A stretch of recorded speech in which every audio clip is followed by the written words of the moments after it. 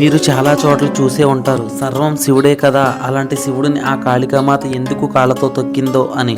అయితే ఆ రక్తబీజుడు అనే రాక్షసుడిని సంహరించిన తర్వాత కూడా ఆ కాళికామాత ఆగ్రహం అస్సలు తగ్గదు. ఆ రాక్షసులందరినీ కూడా తన ఖడ్గంతో చంపిన చోటే ఆగ్రహంతో తాండవం చేస్తూ ఉంటుంది. అయితే ఆ కాళీమాత తాండవానికి భూమి అంతా కూడా కంపించిపోతుంది.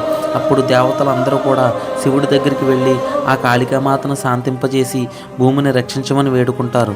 అప్పుడు శివుడు ఆ ప్రదేశానికి వెళ్ళి ఆ కాళికామాత తాండవం చేస్తున్న చోట పడుకుని ఉంటాడు. అప్పుడు ఆ మహంకాళి తాండవం చేస్తూ చేస్తూ అక్కడ పడుకుని ఉన్న శివుడు గుండెల మీద అడుగు వేస్తుంది. ఆ నీలకంఠుడి ఛాతి తన పాదాలకు తగిలిన వెంటనే తన ఆగ్రహం ఎంతటి విధ్వంసానికి దారి తీసిందో అని ఆ మహంకాళి రూపం వదిలి శాంతికి ప్రతిరూపమైన తన మామూలు రూపానికి వస్తుంది. ఆ తల్లి శాంతించిన వెంటనే, స్వామి, నేను నా ఆగ్రహంతో ఈ భూమిని నాశనం చేయబోయాను, మిమ్మల్ని కాళ్ళతో తన్నాను, నన్ను శిక్షించండి అని అంటుంది.